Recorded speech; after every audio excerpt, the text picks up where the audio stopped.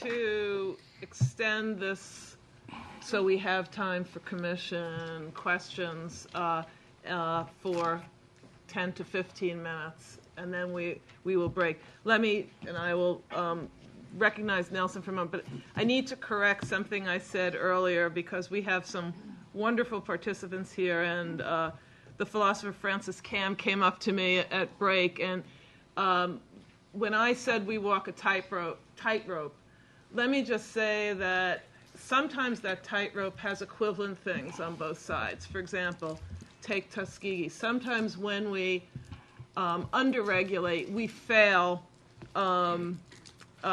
by letting people die who could otherwise be saved. And sometimes when we overregulate, we let people die who could otherwise be saved. Absolute equivalence. But sometimes, on one side of the tightrope is in underregulating, we let investigators actively harm people. And on overregulating, we let people die who could otherwise be saved. Those aren't exactly the same things, morally speaking, and it's important to look at. And the reason I bring this up is sometimes the will of overregulators is a very good will, which is to prevent people from actively being harmed. And they judge that to be worse than failing to save people who could otherwise be saved. So I just want that to be on the record because I think there are some important distinctions here. Having said that, I want to recognize Nelson Michael, and I will keep my list. Yeah. Which has everybody on it. Me too. Okay. Right. Madam Chair, yes. I think it's Sergio. Thank you. And I think Sergio is Oh. the one. Mine, I think, doesn't. All right, Sergio, I'll remember that. So I really want to thank all three of you for wonderful presentations. Most of your comments were directed at the higher level guidances and some of the issues that occur to that. But each of you in your presentations, also I think, in your case, Sergio, I think you really hit the nail on the head, but all of you addressed this to some degree.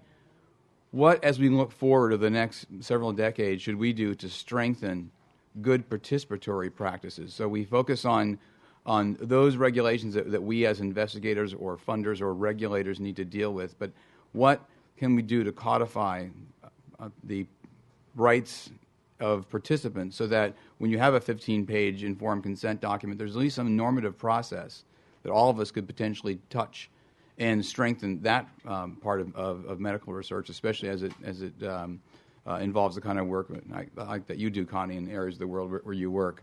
So we know that the UNAIDS and the AIDS Vaccine Advocacy Coalition has published guidelines on good participatory practices, but it's pretty much in an infant state. So I'd like to see what your reaction would be to taking that form of approach to try to strengthen medical research as we go forward, because then I think we might be able to find a pathway to make investigators and regulators more likely to look at populations like pregnant women and breastfeeding women. Let me tell you,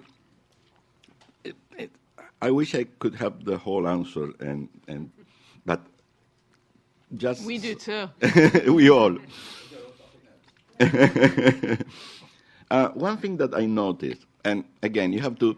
There probably some bias because the level of funding is totally different in the pharmaceutical industry and the NIH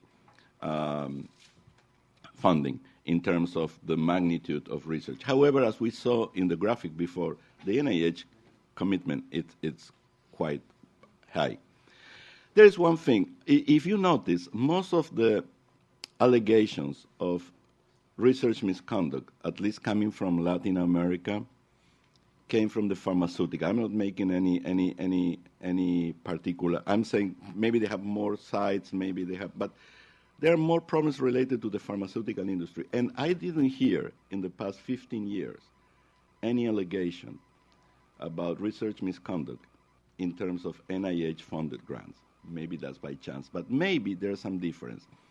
And there's one big difference. When you do research under NIH, if you want to have a grant, regardless where you are, regardless in which country you live, you have to follow a mandatory training program. maybe it sounds naive, but I mean, I'm not selling my own program, which is the CITI, but it could be any other. But you have to have some program, some education activity that at least teach you. Even researchers, they don't like that. IRB members, they don't like that, but they have to do that. And the idea in that it's, other than regulations, there are some moral foundations for those regulations. And also, educations create awareness. I mean, sometimes you commit some transgressions, not because you deliberately are looking for doing that, but because you don't know. But when you have some basic training that shows you that some things cannot be done, that creates a sense of common accountability in that regard. So I'm not saying that education is total, but I think that having some similar standards in terms of education could be one way to address the problem. Thank you. David, let me just go down quickly, if you would, because I want to get as many questions and answers in as possible. So I think my response would be, in part, I think it would help the field if there was some way to publish and distribute best practices. I mean, I've read the UNAIDS guidelines, and I think sometimes it feels removed from what you really have to do in the field when there is an issue, be it something like the standard of care is evolving. And I think it would be useful to think about a way to actually do that and distribute it, so that when you take your human subjects training online, you're not just being reminded of the regulations, but actually thinking of case studies, like a case study approach. And then I think a second part, and maybe this happens and I just am not aware of it, but I think there's a real need for some of the most contentious issues, like, for an example, in international settings, taking samples that where you're consenting that there will be future research, including potentially genetic studies. There needs to be a place, a mechanism to have discussions with international IRBs. And I think that, at least in my institution, we've done a lot of training, for example, with University of Nairobi IRB, but it'd be really helpful to think, is there a way regionally, perhaps, to really bring IRB members and have some discussion about what is the best practice for doing genetic research, so that there isn't just this kind of automatic antibody response when people see something that says genetic research in it. David? I think as you were asking that question, I was trying to think of models where research is done in some of these settings with effective community engagement or community participatory activities. I mean, I think there are some really great models out there. The HIV Prevention Trials Network has a mandated community advisory board component. There's nothing in the regulations about that, but they've put one in place. The CAPRISA program in South Africa that does a lot of this cutting-edge research has a great community engagement piece with standing community advisory committees. But absent that, the regulations aren't helpful, and I don't know if creating more regulations would help, but right now, IRBs have to have a non-scientist member and non-affiliated member, and often they're tagged as the community members, but that's not really what they're meant to be. But I think we could look at some of the programs that have been successful and turn them into best practices, and to think about how those could be encouraged by sponsors. Lonnie? My question, thank you. Me? Is it? Yes. Okay, good. My question is for Connie, and thank you all for a wonderful presentation. When you talk about medical versus public health perspectives, and it leads to substantial delays, and we've had a lot of material that we have read where we talk about protections for the individual as versus protection for the community, and what leads to protections for the community and what's best for the community. Can you just elaborate a little bit about that? Would that be a result of these consent forms not understanding, people not trusting what is being presented to them, who is actually presenting these consent forms to them? And then on the second thing I wanted to ask you about, when you're talking about the populations that are not represented in these studies, the pregnant women, breastfeeding women, and just looking at your slide and seeing all the things that you have to go through to get those participants to engage, is there a particular reason why, besides maybe they think there might be some harm done to them because they are pregnant and with child and don't want to, introduce some kind of medical intervention that's, pharmaceutical or some sort. Is there some reason why that they are left out?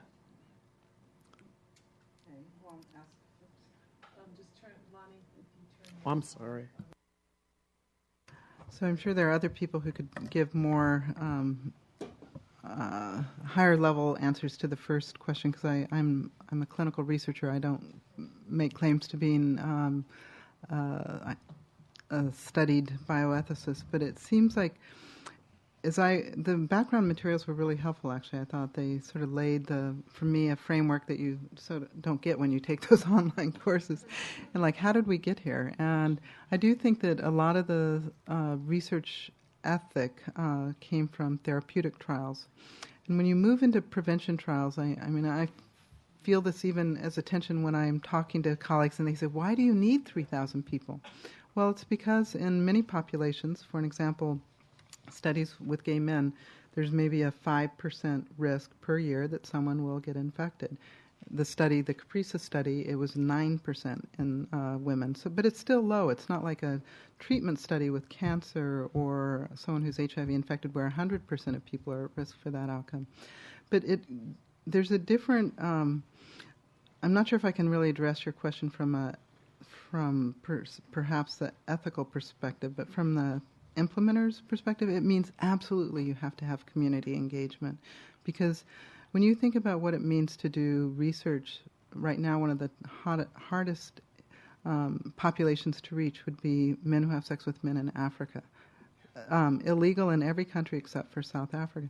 But I know people who are working in those populations, but they talk about a tricky area, because you have to have very attention to protection of confidentiality way beyond what's mandated by the guidelines.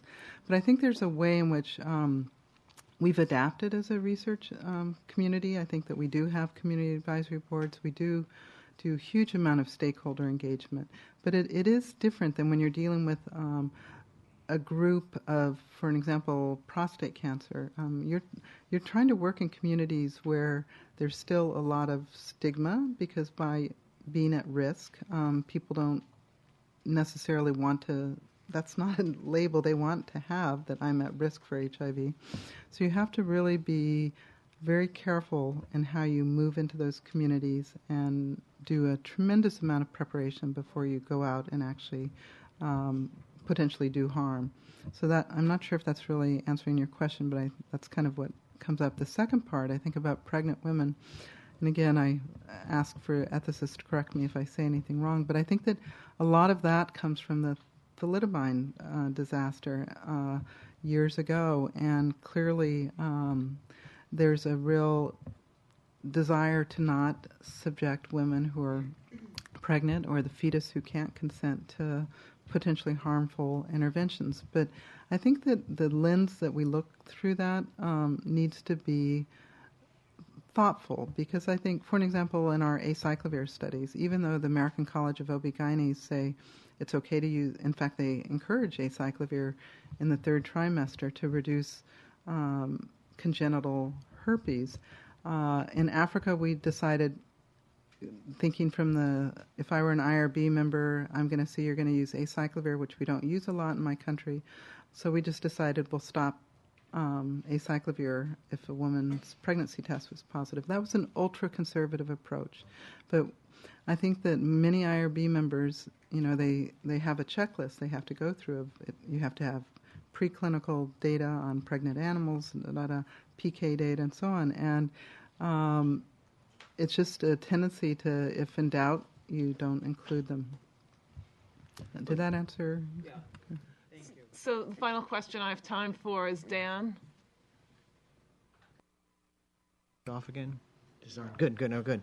I wanted to return again to the question of the tightrope, and to consider another possible downside of the regulatory burden, which is maybe not simply that we're preventing good science from going forward and therefore preventing people from getting help they need, but a point I was raising in the earlier session, there's a sense, I think, and we'll get your reaction, that the emphasis on compliance and the emphasis on regulation leads in some ways to a sort of cynicism about ethics itself, and also creates an atmosphere, I think, in which the big pictures get missed. So instead of doing ethics, one is doing compliance. I'll give you, so that people don't look so much at the scientific validity of the study anymore, previous data on safety, unique vulnerability of a group of subjects that wasn't listed in the, regulations as potentially being vulnerable. Or one study I was involved in a data safety and monitoring committee where one site there was 100% compliance, or enrollment in the study, but all the consent forms were filled out, so it was okay. Do you think that that's part of the downside of the regulatory burden, the sort of atmosphere in which ethics itself gets jettisoned and is replaced with compliance with rules? David? Well, I think that's definitely a potential pitfall. At the end of the day, it's really difficult, and Dr. Grady mentioned this, it's difficult to show effectiveness of that an IRB made a high-quality ethical decision about research. It's real easy to say, do you get your checklist that says you met the 111 criteria, and the elements of consent? I do think that it has made many investigators, particularly those that have to deal with multiple IRBs and see the delays that Connie's talking about, highly cynical about the system of protections that we have, because at the end of the day, they see that they're jumping through bureaucratic hoops. Anecdotally, I certainly often hear from our researchers at my institution that, what is the IRB proving by moving this paragraph here in the consent form? Does that really make this a better or more ethical study, or is that them doing busy work to show that they did something? At the same time, it's so difficult to prove effectiveness of IRBs or quality. You can try to quantify how many people have been harmed in research, and is that due to poor IRB decision-making or by bad investigators who are going to do what they want to do? The IRB world has chosen to focus on customer service and time turnaround of IRB approvals as a measure of high quality. I just want to, on behalf of the whole commission, thank Sergio, Connie, and David for really an enlightening set of presentations.